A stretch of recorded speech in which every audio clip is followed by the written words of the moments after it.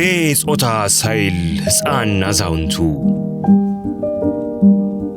በእምነት በትውፊት በወግ በሥርዓቱ በመልካም ስነ ምግባር በታረመ አንደበት ሲተጋ ሰንብቶ በጾምና ጸሎት ፈተናው አይሎ ድካም ሲበረታ ምድሩ ጭጋግ ለብሶ ሲዋጥ በዝምታ የሐዘን ቋጠሮ በምህረት ተፈታ የኩነኔው ዘመን በፍቅር ተረታ ተነስቷል በክብር ሞትን አሸንፎ የትንሣኤው አምላክ ብርሃን ተጎናጽፎ እንኳን ለብርሃነ ትንሣኤው በሰላም አደረሳችሁ። በዓሉን ምክንያት በማድረግ ከወዳጅ ዘመድ የሚላክሎትን ገንዘብ ለመቀበል ወደ ባንካችን ሲመጡ በአክብሮት ልናስተናግዶ ዝግጁ ነን። ብርሃን ባንክ፣ እንደ ስማችን ብርሃን ነው ስራችን። አንድ ሌላ ርዕስ ማንሳት ፈልጌያለሁ ስለ ሚርቻ ሉቼስኩ። የእሳቸው ህልፈት በጣም አሳዝኖኛል።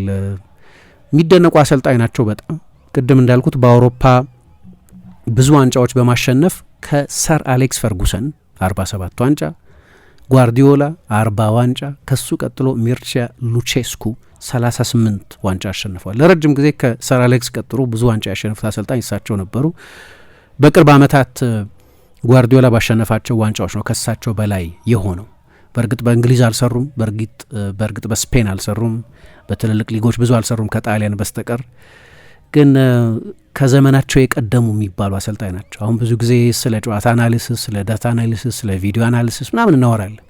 እሳቸው ይህንን ከ40 ምናምን ዓመት በፊት በካውኬስኩ ዘመን ሮሜኒያን ካውኬስኩ ይመራት በነበረበት ዘመን ነው ይህንን ያደረጉት። እንዳሁኑ ቴክኖሎጂ አገዝ ባለመሆኑ ምክንያት ብዙ የማኑዋል ሜቶዶችን መጠቀም፣ ስልቶችን መጠቀም ነበረባቸው። ለምሳሌ ምን ያደርጉ ነበር? ወደ ትምህርት ቤት ይሄዳሉ። 8 ነቃ ያለ አእምሮ ያላቸውን ተማሪዎች ይመርጣሉ፣ በቅርባቸው ካለ ትምህርት ቤት ማለት ነው። ከዛ እነዚህን 8ቱን ልጆች በተለያየ የስቴዲየሙ ክፍል ያስቀምጧቸዋል እና በየ15 ደቂቃው የእያንዳንዱን ተጫዋች ፖዚሽን እንዲመዘግቡ ያደርጓቸዋል፣ ኖት እንዲይዙ ያደርጓቸዋል። ከዚያ በሚቀጥለው ቀን የእነዚህን 8 ተማሪዎች ኖት ያሰባስቡና አናሊሲስ ይሰራሉ ማለት ነው። ይሄ በጊዜው የሚታሰብ አልነበር። በዚህ ፈርቀዳጅ ከሚባሉት እግር ኳስን፣ ዴታን፣ ስታቶችን፣ አንደርላይንግ ስታቶችን፣ ብዙ የቪዲዮ ትንተናዎችን በተመለከተ ብዙ የሚወራበት ዘመን አንደኛው አድቫንቴጅ የዴታ አድቫንቴጅ ነው።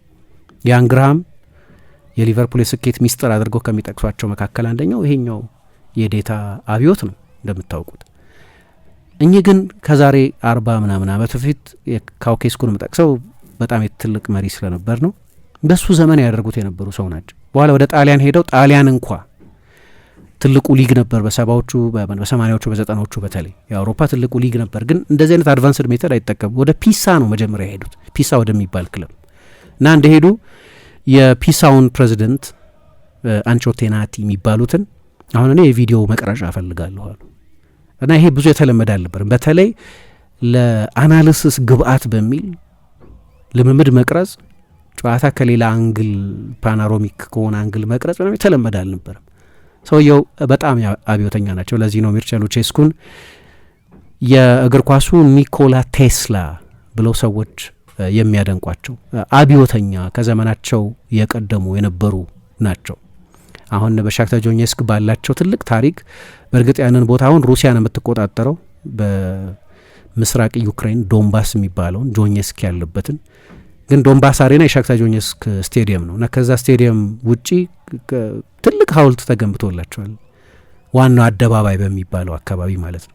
ከስቴዲየሙ 100 ሜትሮች ወደፊት ሄድ ብሎ እዛው አጠገባቸው የሌኒን ሐውልትም አለ። ያን ያህል የገነኑ ሰው ናቸው። በወጣትነታቸው በጣም ግሩም የግራ ክንፍ ተጫዋች የነበሩ ናቸው 1970ዎቹ ላይ። እንዲያውም 1970 የዓለም ዋንጫ ላይ የሮሜኒያ ብሔራዊ ቡድን አምበል ሆኖ በውድድሩ ላይ ከነበሩት አምበሎች ሁሉ በእድሜ ወጣቱ አምበል የነበሩት ሚርቻ ሉቼስኩ ነበሩ። የ70 የዓለም ዋንጫ ታሪካዊ የዓለም ዋንጫ ነው። ለመጀመሪያ ጊዜ በቀለም ቴሌቪዥን ጨዋታ የተላለፈበት ነው። ከዛ በፊት ሁሉም የዓለም ዋንጫዎች በብላክ ኤንድ ዋይት ቴሌቪዥን የነበሩ ናቸው። ለመጀመሪያ ጊዜ ቢጫ ካርድና ቀይ ካርድ ጥቅም ላይ የዋለበት፣ ብዙ ነገሮች የተለወጡበት ትልቅ የዓለም ዋንጫ ነው እና እዛ ጨዋታ ላይ እንግዲህ ከብራዚል ጋር ሲጫወቱ ነው ከፔሌ ጋር መለያ ሁሉ ተቀያይረዋል ከዛ ጨዋታ በኋላ። ግን የእግር ኳስ ሀሳቢያቸው በጣም ለየት ያለ ነው። አሁን እንግዲህ ብዙ ጊዜ በተለይ በሶቪየት የኢስት አካባቢዎች የሶቪየት የተጽዕኖ ወሰን ስር የነበሩ በአብዛኛው ሶሻሊስት ኮሚኒስት ሀገራት ውስጥ የነበሩ ትልልቅ አሰልጣኞች በእግር ኳስ ውስጥ ትልልቅ ታክቲካዊ የእግር ኳስ ታክቲካዊ ዝግመተ ለውጥ ውስጥ ትልቅ ሚና ያላቸው የሚባሉ አሰልጣኞች ከዛ መውጣት አይፈልጉም። ትልቅ መጋረጃ እንደነበር አይነት አይረን ከርቴን ነው የሚሉት ልክ እንደዛ ስለነበር ወደ ምዕራቡ ዓለም ብዙ መምጣት አይፈልጉም እንጂ ለምሳሌ በእግር ኳስ ታክቲክ ውስጥ እንደ ቫለሪ ሎባኖቭስኪ አይነት ትልቅ አሰልጣኝ በዲናሞ ኪየቭም ግን ከዛ አሁን ዲናሞ ኪየቭ የሳቸው የመጨረሻ ትልቅ ቡድናቸው ቻምፒየንስ ሊግ ግማሽ ፍጻሜ የደረሰው 98 እነ አንድሪ ሼፍቼንኮ፣ ሰርጊ ሬብሮቭ፣ ኦሌግ ሉዥኒ አይነት ተጫዋቾች የነበሩት ቡድን ማለት ግን መሄድ አይፈልጉም። ምንድነው ያኔ የቀዝቃዛው ጦርነት ዘመን ያደረገው የሰዎች አእምሮ ውስጥ ምዕራቡን ዓለም መጠራጠር፣ ዌስተርን ወርልድ የሚሉትን መጠራጠር። ቪክቶር ማስሎቭ የሚባሉም ሌላ ትልቅ አሰልጣኝ ነበሩ። እንደዚሁ የቀድሞ ሶቪየት ህብረት ዜጎች ናቸው። እነዚህ የዛ ትውልድ አባል ናቸው። ሚርቻ ሉቼስኩ በእድሜ ከነሱ ትንሽ ወጣት ናቸው፣ ግን ያደጉት በእንደዛ አይነት የርዕዮተ ዓለም ጥርጣሬ ባለበት ዘመን ውስጥ የነበሩ ናቸው። ግን ያልመለሳቸውም ሄደው የምዕራቡን እግር ኳስ ኤክስፕሎር አድርገውታል። እንደነ ሎባኖቭስኪ በዛ ድንበር ብቻ አልተወሰኑ፣ ከምስራቅ አንወጣም አላሉ። ግን ሀሳባቸው ለየት ያለ እንደሆነ የምታውቁት ቅድም ስለ ፔዤ ስናገር እኔ ፔዤ የሚጫወትበት መንገድ ፎርሜሽን ለስ ነው ብዬ አምናለሁ። ተጫዋቾች ጓርዲዮላ እንደሚለው ፎርሜሽን እንደ ቴሌፎን ነምበር ነው ይላል።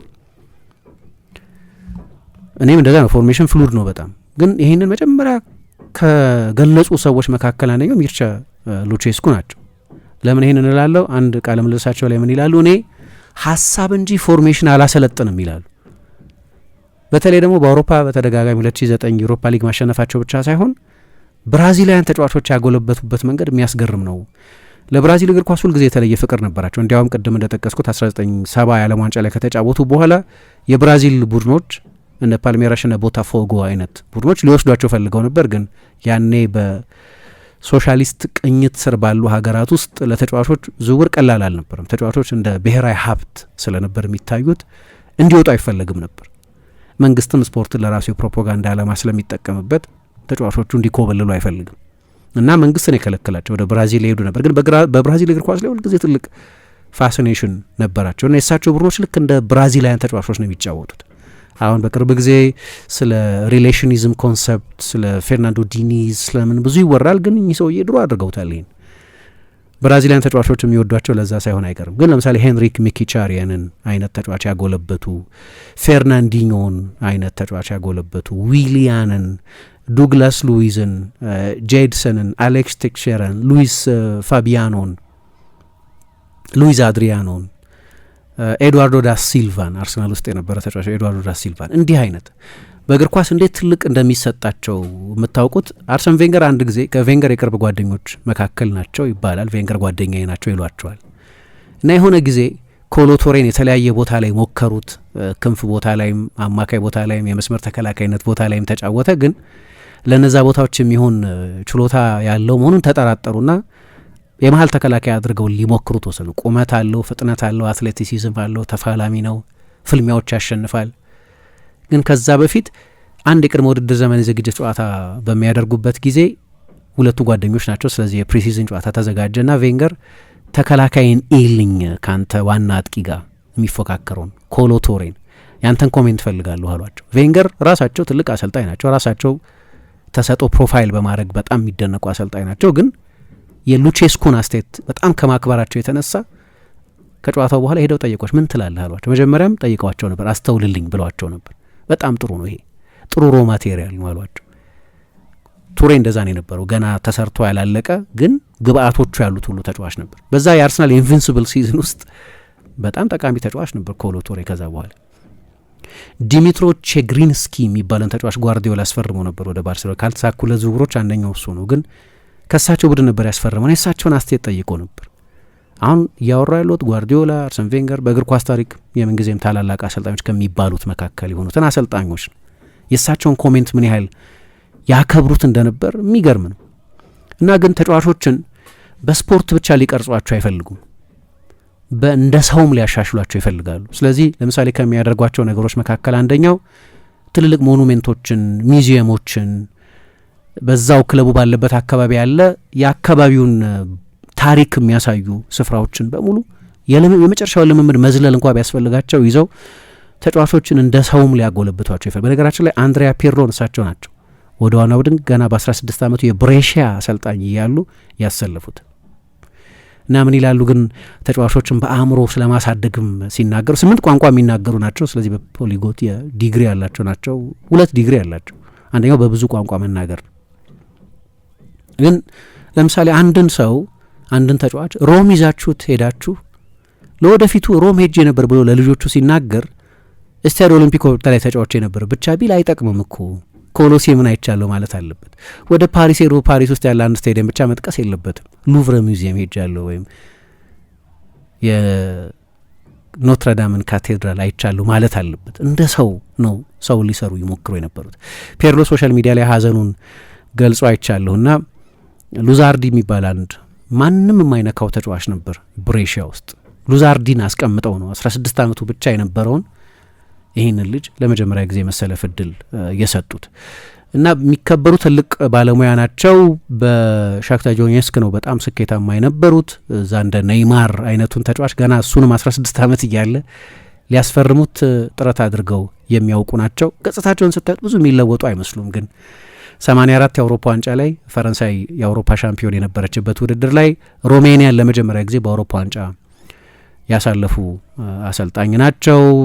ጣሊያንን ምናምን ገጥመው የፈተነ ቡድን የገነቡ አሰልጣኝ ናቸው። ቅድም ስለ ዴታ ስለ ማይክሮስኮፒክ ትንተና ሳነሳ እንግዲህ ይህንን ከ30 ከ40 ዓመት በፊት 1994 ላይ ላሪፑብሊካ የሚባል ጋዜጣ ላይ አንድ ቃለ ምልልስ ነበራቸው። እንዴት የቪዲዮ አናሊሲስን እንግዲህ የጀመሩት ሰው እሳቸው ላይ ሆኑ ይችላሉ፣ ግን በጣም በረቀቀ መንገድ ከተጠቀሙ አሰልጣኞች መካከል አንደኛው ሚርቻ ሉቼስኩ ናቸው። ቨርቲካል ፓስ፣ ሆሪዞንታል ፓስ፣ ያልተሳኩ ፓሶች፣ የተሳኩ ፓሶች፣ አጫጭር ፓሶች፣ ከጀርባ የተጣሉ ፓሶች፣ የመጨረሻ ፓስ፣ ሪከቨሪዎች፣ ይህንን ቱሞ አይነት ምንድነው ፋርም የሚባል ፉትቦል አትሌቲክ ሪዘልትስ ማኔጀር የሚባል ሶፍትዌር ተጠቅመው መጀመሪያ አካባቢ ከተጠቀሙ አሰልጣኞች መካከል አንደኛው ናቸው እና ዋንጫዎቻቸው ብቻ ከምንጊዜም ታላላቅ አሰልጣኞች መካከል አንዱ ያስብላቸዋል።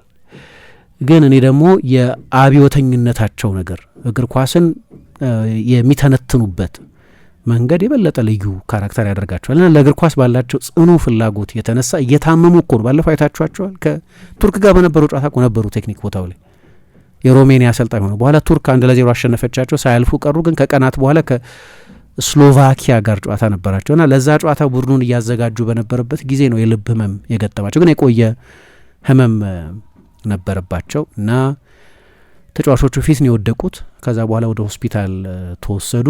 ኮማ ውስጥ ቆዩ። ከሆስፒታል ሊወጡ ነው እየተባለ ህይወታቸው አልፈ። ኢንተርንም ለጥቂት ጊዜ አሰልጥኗል። በሮናልዶ ባጂዮ፣ ፔርሎ፣ ዦርካይፍ፣ አልቫሮ ሬኮባ አይነት ተጫዋቾች የነበሩበትን ቡድን ወደ ቱርክ ሄደው ጋላታሳራይን፣ ቤሲክታሽን፣ ባላጋራዎችን ደግሞ ባላንጣዎችን የማሰልጠንም ችግር የለባቸውም። በዩክሬንም ዲናሞ ኪየቭንም ሻክታር ዶኔትስክንም ያሰለጠኑ በ8 ሀገራት ውስጥ ያሰለጠኑ ናቸው።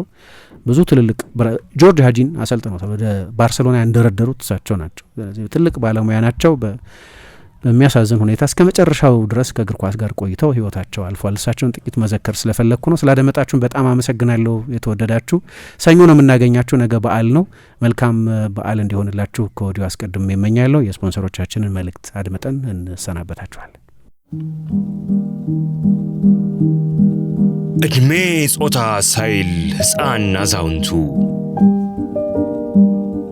በእምነት በትውፊት በወግ በሥርዓቱ በመልካም ስነ ምግባር በታረመ አንደበት ሲተጋ ሰንብቶ በጾምና ጸሎት ፈተናው አይሎ ድካም ሲበረታ ምድሩ ጭጋግ ለብሶ ሲዋጥ በዝምታ የሐዘን ቋጠሮ በምህረት ተፈታ የኩነኔው ዘመን በፍቅር ተረታ ተነስቷል በክብር ሞትን አሸንፎ የትንሣኤው አምላክ ብርሃን ተጎናጽፎ እንኳን ለብርሃነ ትንሣኤው በሰላም አደረሳችሁ።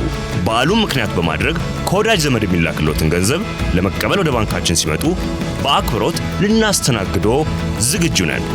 ብርሃን ባንክ እንደ ስማችን ብርሃን ነው ስራችን።